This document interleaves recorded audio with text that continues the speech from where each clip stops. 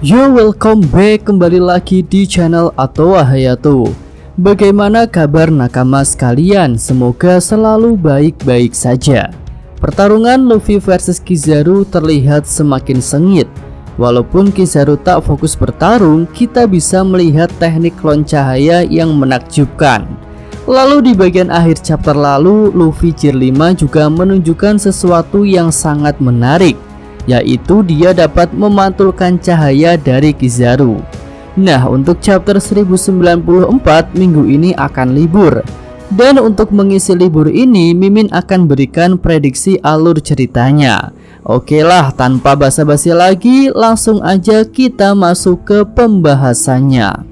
Bagian awal chapter depan bisa memperlihatkan keadaan Gorosei Sartun, yang mana di chapter lalu mulai gundah gulana melihat perkembangan situasi di Pulau Egghead. Gorosei itu pun menyaksikan para pasifista kembali menembaki kapal-kapal angkatan laut karena perintahnya sudah diganti oleh Vegapunk Atlas. Melihat situasi ini, Gorosei Sartun bangun dari tempat duduknya dan berjalan menuju dek kapal. Dia terlihat akan melakukan sesuatu. Scene selanjutnya bisa beralih ke lokasi pertarungan Luffy versus Kizaru.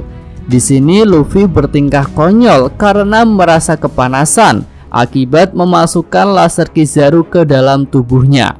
Tapi tentu saja Luffy baik-baik saja karena dia bisa segera menyembuhkan diri. Nah, di sini Luffy meminta Kizaru untuk bertarung serius melawan dirinya, karena Luffy tidak akan membiarkan Kizaru menghabisi Vegapunk. Dengan kata lain, Kizaru tidak akan bisa menghabisi Vegapunk jika tidak mengalahkan Luffy. Nah, Kizaru pun mulai memperhatikan ucapan Luffy dan mengatakan bahwa hal itu ada benarnya. Selanjutnya, Kizaru membuat beberapa klon baru yang akan menyerang Luffy secara bersamaan. Luffy pun menggunakan serangan beruntun untuk menghancurkan semua klon itu. Namun saat sibuk dengan para klon, Kizaru yang asli bergerak cepat untuk melakukan tendangan kuat kepada Luffy. Ya, tubuh Luffy pun kembali terlempar menuju penghalang Frontier Dome yang sudah kembali diaktifkan oleh Vegapunk Edison. Tapi kali ini Luffy bisa mengantisipasi hal itu dengan berubah ke bentuk tubuh yang tipis seperti layar kapal. Lalu kedua tangannya berpegangan pada bangunan Egghead. Nah, dengan teknik itu tubuh Luffy jadi terhenti, tidak sampai mengenai penghalang Frontier Dome. Nah, setelah itu Luffy mulai memikirkan cara untuk bertarung melawan Kizaru yang punya kecepatan sangat-sangat tinggi. Luffy pun punya ide untuk meningkatkan kecepatannya menggunakan kemampuan pantulan karet. Teknik ini mungkin mirip dengan tekniknya Bellamy yang membuat begas di bagian kakinya. Namun Luffy bisa menggunakan teknik itu dengan lebih efektif dan tentunya lebih cepat karena dikombinasikan dengan teknik Kenbunsoku Haki tingkat tinggi. Oke, scene selanjutnya bisa beralih ke lokasi Vegapunk yang sedang dalam misi untuk menyelamatkan Bonnie. Vegapunk pun sampai di lab bawah dan tentu saja sudah banyak prajurit angkatan laut yang menantinya. Vegapunk asli tetap berada di dalam Vegatank yang bisa terbuat dari bahan anti peluru.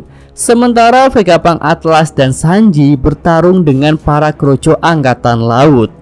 Nah, ketika bertarung, Atlas melihat sosok Sentomaru yang sudah tumbang dengan luka parah. Dia pun segera mengamankan Sentomaru yang terlihat masih hidup. Dari dalam tank, Vegapunk menggunakan mikrofon untuk memanggil Bonnie. Ilmuwan itu berkata akan segera menyelamatkannya. Bonnie yang mendengar hal itu tampak kesal pada Vegapunk. Dia tak mau diperlakukan seperti anak kecil. Putri Kuma itu pun muncul dari tempat persembunyiannya dan ikut bertarung melawan para kroco marin. Selanjutnya, scene bisa kembali menunjukkan keadaan Gorosei Sartun. Dia terlihat sedang menggunakan Denden Mushi. Nah, di sini Sartun bisa menghubungi para Gorosei lain dan juga Im-sama yang ada di Mariejoa. Dia pun menyampaikan bahwa situasi di Egghead berjalan dengan sangat buruk dan sepertinya dirinya harus turun tangan untuk bertarung.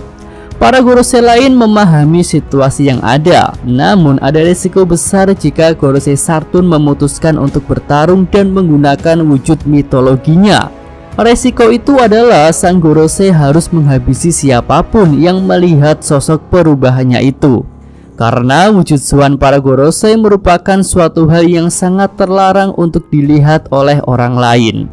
Hal itu pun menjadi dasar untuk perburuan Raja Wapol yang sudah melihat perubahan Gorosei ketika menghabisi Raja Kobra.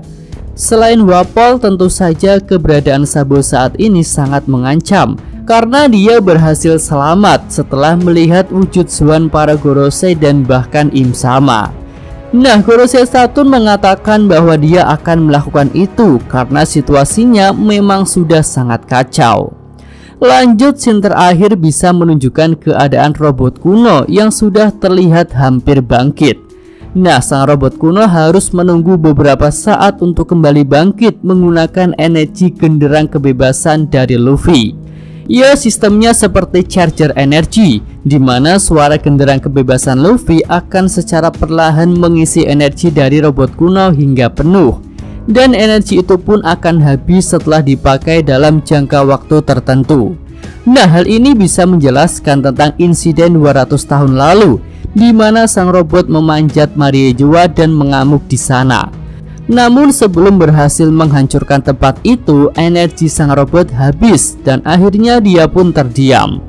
Untuk menjelaskan hal itu, bisa saja si robot kuno yang berasal dari eranya Joy Boy sudah melakukan penjelajahan waktu bersama Toki ke masa 200 tahun lalu. Lalu si robot yang masih punya sisa-sisa energi mengamuk di Mariejoa.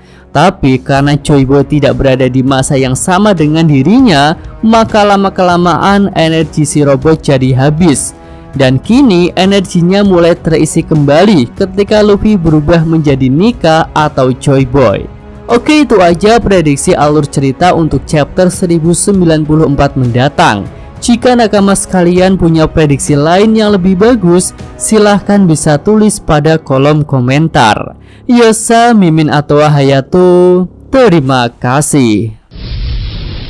Ya, sampai di sini aja video kali ini. Semoga nakama sekalian menyukainya. Terima kasih sudah nonton ya. Jangan lupa kasih like-nya dan subscribe channel Atwa Hayato. Yo!